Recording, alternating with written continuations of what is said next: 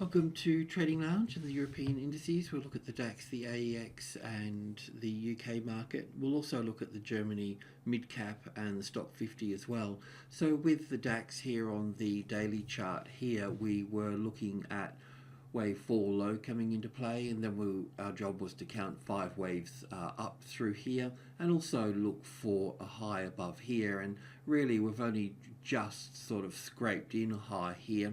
I know that the markets tend to get skewed, can get skewed around large numbers here. So the 13,000 here, which I treat as a major trading level, a Fibonacci number. So yeah, and this is fine for the Germany mid cap as well. So let me just find that.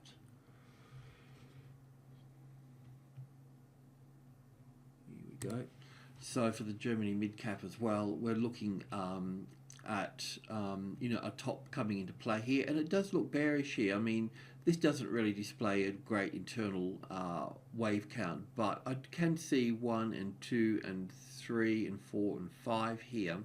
So I was looking for an A and a B and a C wave here, and then moving down from that point there, basically, but I'm happy to go long as well, and I'll explain the reason why when we look at the stock 50. But we can't really go long unless we're above the 61.8% retracement level here, and we've got support on the 26,200 here.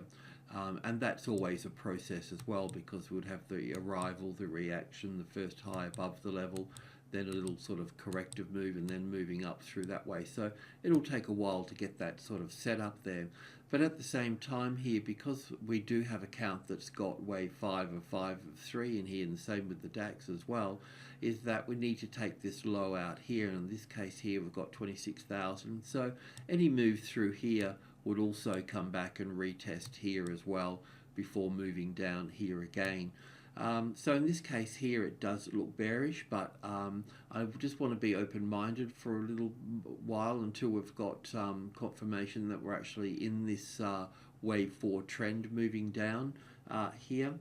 Because when I look at the stock 50 here, the EU top 50 stocks here, we've got wave 2 here and going all the way up for wave 3 here.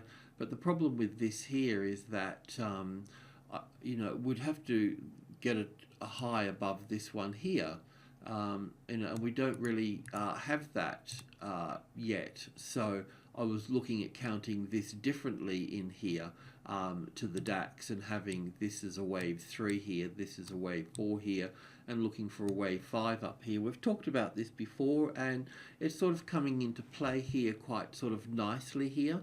So it's quite possible that we still got this move to go up here. So we don't really have any evidence of a move lower for the DAX just yet. And I'll just go back to the DAX here. So in this case here, it looks fine here, and this is the same thing we're tossing around with the S&P 500 as well.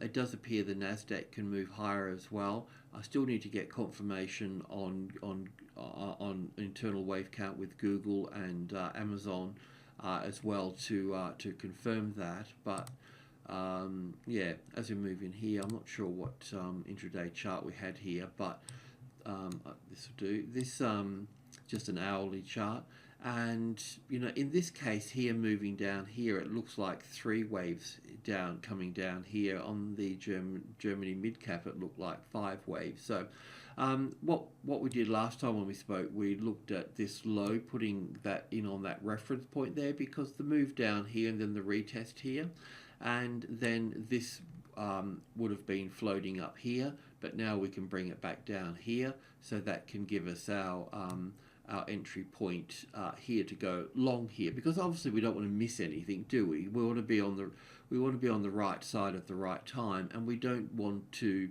if we have enough evidence and we're confident about a particular move, then then we can go with the wave count. But when we've got discrepancies in other markets, then we just need to be a bit mindful and be open and be flexible and allow the market to tell us which way to trade rather than us being the boss. Let the market be the boss. So that's what we do in this particular case here. You could get a better long trade entry here, and the way to do that would be to look at subgroup 1 here. So it'd be 13,000, 10, 20 and 30 here, which would be a group 1. So if you find a tested support on that, then that would be the way to go along there. But do wait for tested support there, because when you look at this number 3 here, the 13,030, is that the market was support here and then it became the resistance here.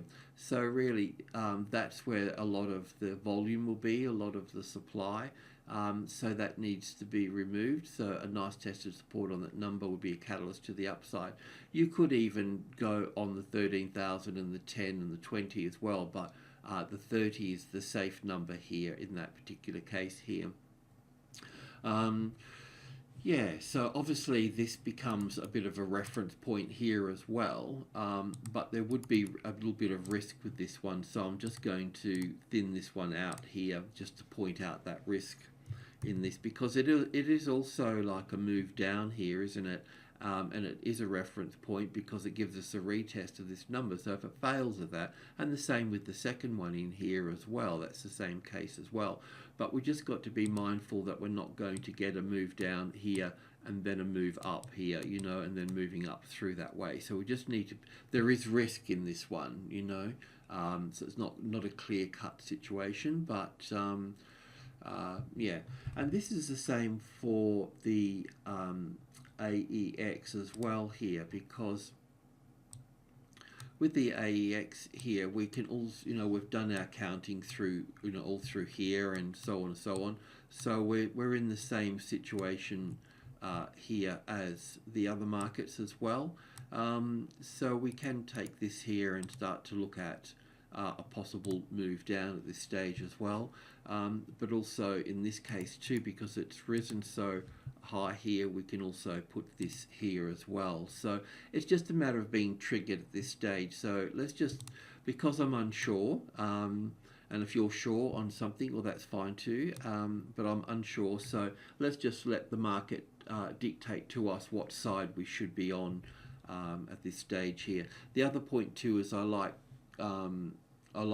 even though I've got a short trade thing here, then when we're looking at group 1 here and the 40 here, with the group 1 here, the market can come down and bounce off this and go back up. So be careful about that. You know, just because you see weakness, don't short it, because it is group 1 and it can find support. You can short it when the number 2 here, which is in group 1 of 1, 2 and 3 here, the number 2 here, if that becomes the retested resistance, then you're going to know that you're going to be moving down from that point. But also too with this here, if you're going to be moving down, there would be a bounce off here, there would be another bounce off here, and this will be a bit of a struggle in here. And if we do meet down here, then there's likely to be a bounce back up here as well. So you'll need to be, you know, mindful of that as well. So it can be a struggle for this to move down through here. So don't overtrade, and then this one would be the next, you know, not this would be where the clearance would be, and you can move in nicely from that stage there. So it'll be a bit of a rough journey coming into that space. The UK market as well, I'm still looking for further upside here on this, because I can see this quite sort of clearly here that maybe I need to go to a bigger picture here, but no, it'll do. See, this to me here is that, you know, we've got this nice long third wave here, and maybe I've made an error in here, but to me I can still see that this is a corrective move here. So we've got a clear wave 1 and 2 here, then 1 and 2 and 1 and 2, and we've been through all of that and so on. But this does look like a wave 4 here, and it just doesn't look like this structure is finished as terms of 1 and 2 and 3 and 4 and 5. It just doesn't look finished to me. So that's the way that we've been playing this one to the upside here. Maybe there's something silly that, that needs to come into play, and we need to look at something like putting wave 5 on top here based on this 1 and 2 and 3 and 4 and 5 here. But, we still haven't made a high above here, so I don't think it's the case. I think that we still need to look higher here for this market as well. Up to 7,650 would be about right. So really it's a matter of finding an entry in here as well. So if this is 5 waves up through here, then we're looking for an ABC here. I think there can be one more little move down here. But the good news here is that whichever way it goes, even if it moves straight up from here, what we want to see here is yes, we can go long from from these highs here. In fact, you can go a little bit earlier here, but this is group 1 here, so we've got 7,500 and we've got 10, 20 and 30. So a nice tested support on 30 here with a reference point to trigger us in on, which will obviously be higher than the 30. It will bring us up to the 40 or 35 or 38 or something, but that would be the trigger there to go long at that stage. You need that tested support there, okay? You'll either do that or do that. We wouldn't be interested in shorting this unless we had this here.